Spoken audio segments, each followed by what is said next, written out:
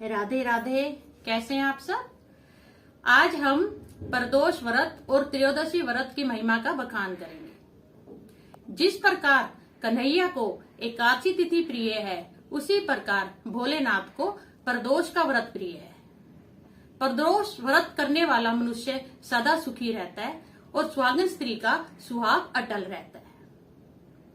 सबसे पहले हम जानते हैं कि प्रदोष व्रत में प्रदोष काल का क्या मतलब है।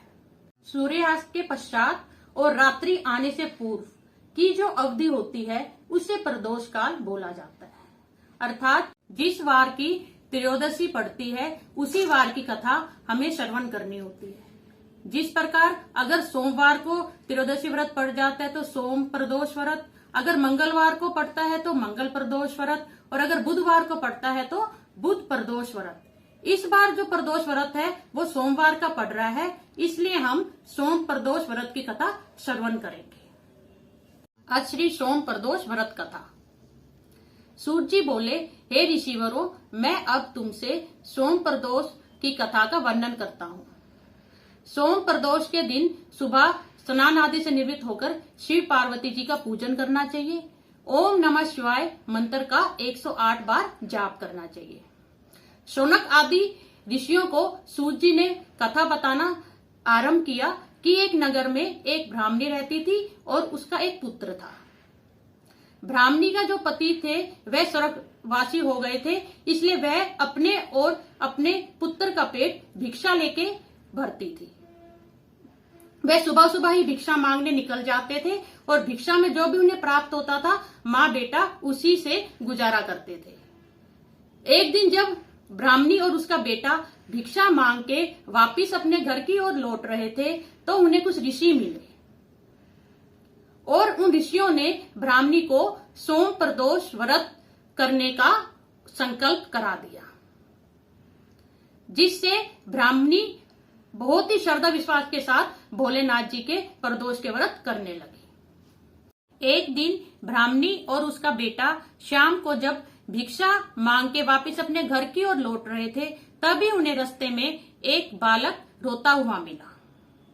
ब्राह्मणी उसे अपने घर ले आई और उनका बालक का अपने पुत्र की भांति लालन पालन करने लगी। जो बालक वह अपने घर लेके आई थी वह दरअसल विदर्भ देश का राजकुमार था, जिसे उसके पिता के सैनिकों ने धक्का मार के राज्य से निकाल दिया था और दुश्मन देश के राज्य ने वहां पे कब्जा कर लिया था। वह राजकुमार वहां पर ब्राह्मणी के घर उसके ही बालक की तरह पलने लगा। एक दिन ब्राह्मण और वह राजकुमार बाहर खेल रहे थे, तभी कुछ गंधर्व कन्याओं ने बालक और राजकुमार को देख लिया। गंधर्व कन्या जिसका नाम अंशुमती था वह उस राजकुमार से बात करने लगी और राजकुमार और अंशुमती नामक जो गंधर्व कन्या थे वह एक दूसरे पर मोहित हो गए। दूसरे दिन अंशुमती अपने माता पिता को उस राजकुमार से मिलाने ब्राह्मणी के घर ले आई।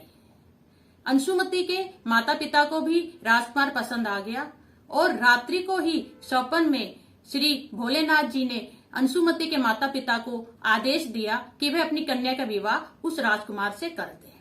अतः राजकुमार का विवाह और अंशुमती का विवाह हो गया और जैसे ही राजकुमार का विवाह हुआ तभी गंधर्व सेनाओं की सहायता से राजकुमार ने अपना खोया हुआ राज्य पुनः प्राप्त किया। अपना राज्य प्राप्त करने के बाद राजकुमार अपनी धर्मपत्नी और राजकुमारी अंशुमती के साथ सुखपूर्वक जीवन व्यतीत करने लगा।